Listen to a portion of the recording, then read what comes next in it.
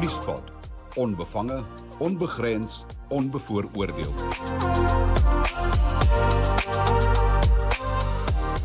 And I have with me in our virtual studio the very, very well-known Ted Blom. Ted, we have spoken a couple of times since my days at RSG, Monitor and Spectrum, and always, when I have an interview with you, there will someone will come and say, "Yeah, that is Ted Blom just trying to be controversial." But here we are. I can remember an interview with you more or less less than a year ago, and where you have warned that we are on the way to phase 8, and the people said, "No, you are just being alarmist." But here we are, and let me just before I go to you, it's not even your words confirming it. It is the words of Jan Oberholzer of Eskom himself that says at least phase 6 and a chance for phase 8 and even more is waiting for us this week. So here we are. You have said it all along, and we are at this point. Ted, how big is our crisis now? Good afternoon to you and to your viewers. Listen, this crisis is very, very serious. And in fact, that same Mr. Oberholz and I had a meeting 3 years ago where I could see that this was the trend was setting in. And he delegated me to one of his senior managers where I proposed a solution which is identical to the solution that saved Beirut. I don't know if you remember Beirut. They had a massive explosion at the fertilizer store right next to the power station, and they lost all their electricity. And within 7 days, my American partners flew in enough power to light up the whole of Beirut and its surrounding areas with the solution, the emergency power solution that they had available. And if you then come back to Eskom, that is exactly the same proposal we made to Eskom in writing, by the way. And when I met with the senior manager of Eskom, that was delegated by Mr. Oberholzer, he turned around and said to me, "Thank you so much. Watch this space." Now it's nearly 3 years later, and I'm still watching this space. And I haven't seen anything concrete come, and I certainly have had no invites from that particular gentleman who is an Eskom lifer. He's been there for 40 years plus. And, we, as you say, we're facing darkness every day this week. On top of it, when the issue comes to costs, the cost of load shedding by the economists, the direct cost is calculated at 100 rand a kilowatt hour. The actual cost, according to my estimates, and I've had a discussion with Professor Yanni Rousseau from the Wits Business School about this, and he's a renowned economist, and the actual cost is higher than what the official direct cost is. Why? Because the days that you have load shedding, your day doesn't run normally. You have disruptions at your house. You've got to try and get the kids back because the phones aren't working properly. You've got to try and make arrangements for breakfast because there's load shedding. You've got to make arrangements for lunch and supper because there's load shedding. You cannot focus on your work, even the few hours that you've got electricity. So the total cost of load shedding, my estimate is between 500 and 800 rand a kilowatt hour. So Mr. Oberholzer on our meeting delegated the matter to one of his senior managers, who's an Eskom lifer. He's been there for more than 40 years. And I explained this proposal to them, and they said, "Well, gee, this is something radically new, and I must watch this space." Now, the fact is that's more than 3 years ago, Eskom has needed extra headroom capacity, which both Mr. Oberholzer are crying for, and they expect the government to procure extra energy to help them out while they try and catch up to the breakdowns. But the fact of the matter is this solution can ship in 1 gigawatt every 3 weeks. And they've proven it. They've done it in Beirut. They've done it in other war-torn and emergency situations. And certainly it's a lot cheaper than having load shedding, which is killing our economy, killing jobs, and killing our GDP. So, yes, there are solutions available, but it seems to me talking to Eskom's like talking to the wall. They're just completely tone deaf to anything other than what the government tells them to do. So they are really just puppets listening to their puppet master. And I say this advisedly, because we've seen time and time again that the appointments are not made by the Eskom board. The appointments are made either by Mr. Ramaphosa, as in the case of Mr. Mabuza as CEO, and Mr. Gordhan in the case of Mr. De Ruyter, who was appointed. So really, the way Eskom is being run, it's being run like the fiefdom of the ANC and not being run according to proper corporate governance and company law principles.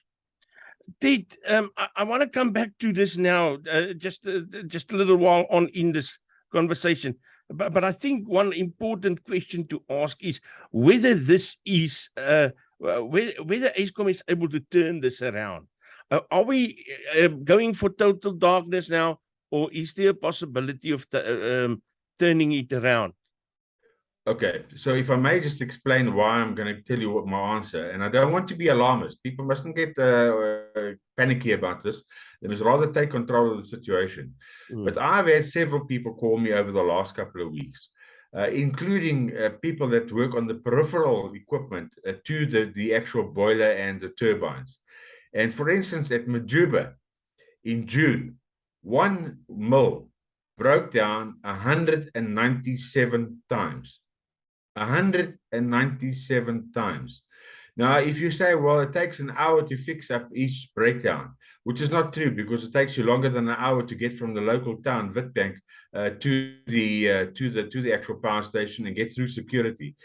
Then it's 197 hours that place was not available in the month of June, out of a total of 800 hours odd that are in a month.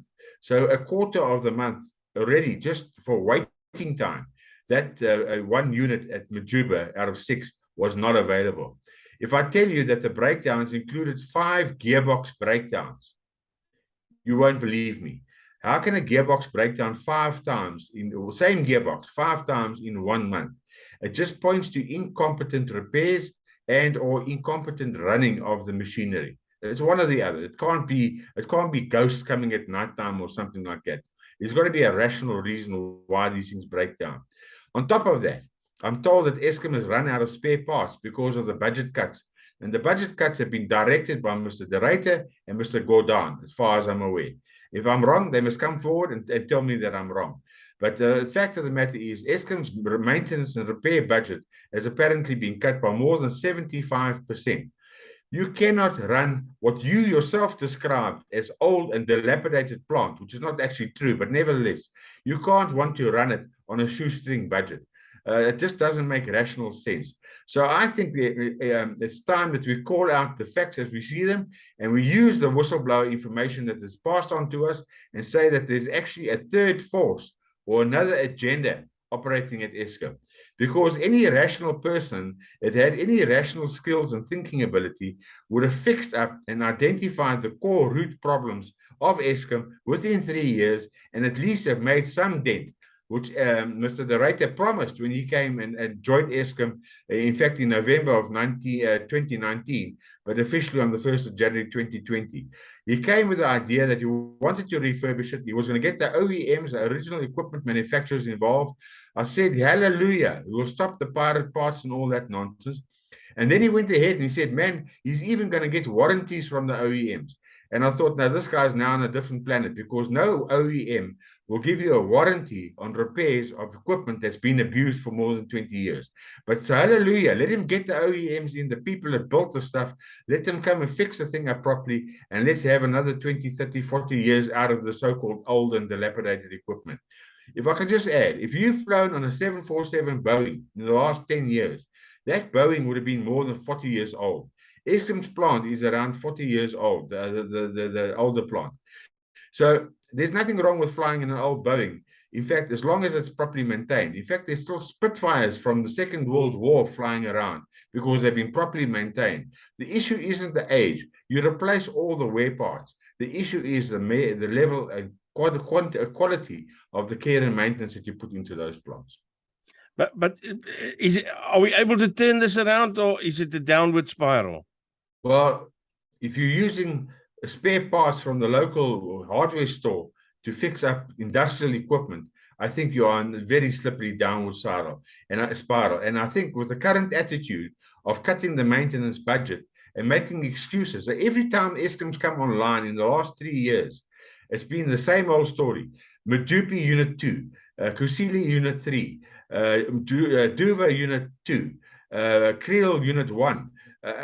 I'm not interested in which unit it is. I want to know why we aren't fixing the things up properly and why they aren't lasting. That is, and the proper management would have sorted that problem out long time ago. Which of the promises that Andre de Ruyter made and Mr. Gordhan and the president have been fulfilled in the, let's say, past 3 years? Okay, maybe I'm not the right person to ask that question because to my knowledge, zero, absolutely zero. Even the president's preposterous idea of importing power from Botswana, and I'm very close to Botswana Power Corporation. I mean, they've gotten themselves off the Eskom teat because the Eskom has been unreliable, and they came back after the president made this grandiose announcement that he's going to import power from Botswana. And they said, man, we can maybe offer you 50 megawatts on a weekend. During the week, we use all our power. And Zambia, as far as that's concerned, it's a complete joke because Zambia is load shedding and is very short of power and is scrambling to try and get their own power generation up as we speak. So they've got no power to supply us excess power. So somebody who fed the president either is an imbecile, he doesn't know what he's talking about, or he didn't do his homework properly, and he made the president made a fool of the president by allowing the president to make these false statements. There were allegations of what is the English word now for it? Sabotage. Yeah, blowing up. My magtig, wat is dat? Wat is die woord vir sabotasie? Sabotage. There were allegations of sabotage. Is there any truth in that, Ted? Well, the SIU and Eskom and everybody has done the investigations, and to the best of my knowledge, and I've got some whistleblowers in that area as well, nothing has come of those so-called allegations of sabotage. And de Ruyter was very pertinent yesterday to say that he now suddenly doesn't expect any or anticipate any sabotage. He's got no evidence to support any sabotage. So he's been burnt by his previous allegations, and now he's very cautious to try and make those same things. Because if he's alleging sabotage of the workers, he's making allegations against the very people that Eskom relies on to keep that system going. And if those allegations are not provable, you've made a new enemy in your workforce. Because people don't like being accused falsely of doing things that they haven't done. And then there's the other question of Pravin Gordhan writing to Solidariteit, asking them for help. Solidariteit delivering 300 names of people that can start now. They only appoint 18 of them up to now. Hell, they're not going to get anywhere like that. Well, I'm not sure how far they intend going with that, because they've now also started the crowdfunding type of skills program, which apparently is also not working that well. But Eskom has said it's in its test phases. But the fact of the matter is that the people at Eskom, let's just quickly stand still. And I mean, I don't like throwing aspersions on them, but let's face the bare facts. Mr. Oberholzer, a lovely guy. Eskom, well-experienced Eskom executive. He comes from the wire side of Eskom. He is not a mechanical engineer. He's not a metallurgist. He has got no clue what goes on inside a boiler. He's not a geologist to know where to get the feedstock from. So really, and then they got Mr. Rulani Mutabela, as the acting general manager, generation. Mr. Mutabela is a chemist, he's an industrial water chemist, because they use chemistry to make sure that the water that they run in the steam generators is clean, no impurities. He is not a mechanical engineer or an electrical engineer or a geologist or a metallurgist. So they've got, it seems to me, Eskom has run out of proper skills for the proper jobs. As good a job as Mr. Oberholzer is doing or trying to do, the fact of the matter is he himself has complained that his hands have been cut off because he's not being given the budget to do things at the time that he needs to do those things. So if your own team is hamstringing you and not cooperating, then how do you actually do the job that everybody expects you to do, and you can't do it because you haven't been given the authority in terms of money and budget and ordering capacity to order the parts? Now, these parts are all overseas components. There's long lead times. If you're going to do a refurbishment, you need to take the money and have it allocated now so that you can pay it away as and when the parts arrive over the next year to 18 months. In other words, into the new financial year.